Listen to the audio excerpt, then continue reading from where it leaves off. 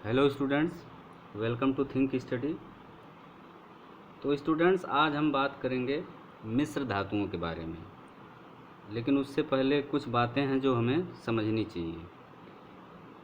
तो अगर हम मिश्रण की बात करें तो मिश्रण जो होता है वो दो या दो से अधिक शुद्ध पदार्थों से बना होता है। उदाहरण के लिए अगर हम चीनी और पानी के समांगी मिश्रण के बारे में बात करें या चीनी और पानी के विलयन की बात की जाए, तो अगर एक गिलास पानी में हम 2 चम्मच चीनी मिला दे रहे हैं तो नमक मिला दे रहे हैं, तो नमक हमें पानी में दिखाई नहीं देगा क्योंकि नमक पानी में डिजॉल्व हो जाता है। तो उस एक गिलास पानी से हम लोग नमक को अलग कर सकते हैं। तो इसके लिए हमें करना क्या होगा? भौतिक प्रक्रिया जो होती है या भौतिक क्रिया कौन सी?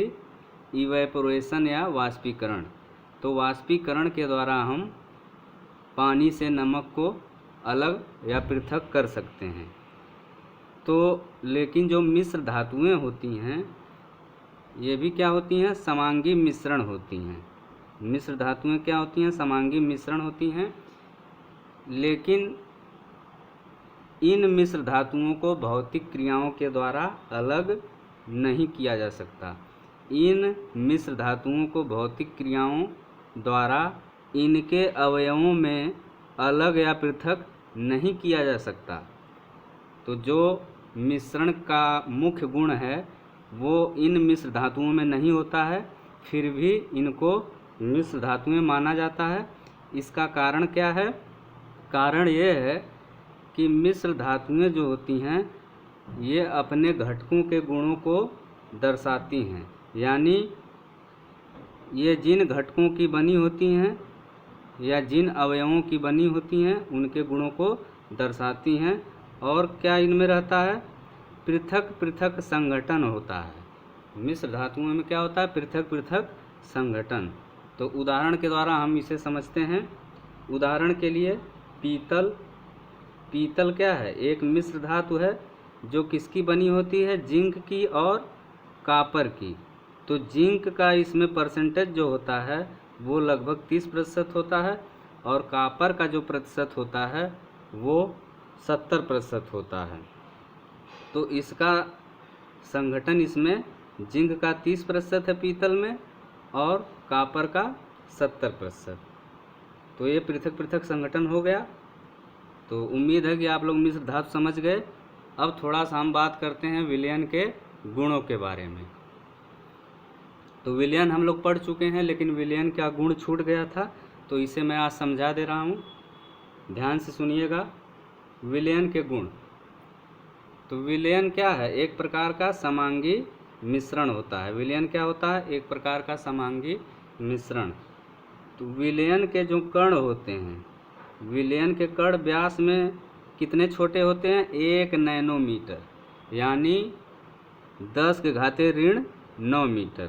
विलयन के कण व्यास में 1 नैनोमीटर या 10⁻⁹ मीटर से भी छोटे होते हैं, इसलिए हम इन्हें आँख से नहीं देख सकते। दूसरा गुण हो गया। अब विलयन का तीसरा गुण क्या है?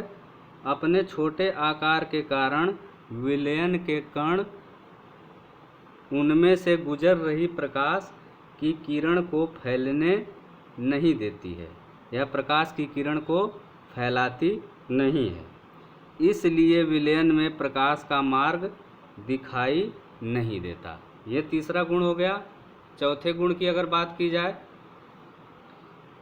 तो छानने की विधि द्वारा हम विलयन में जो विलेय के कण होते हैं उनको पृथक नहीं कर सकते, तथा विलयन को शांत छोड़ देने पर भी विलेय के कण नीचे नहीं बैठते, जिसका मतलब है कि विलयन अस्थायी है। फिर से एक बार चौथा पॉइंट समझ लेते हैं।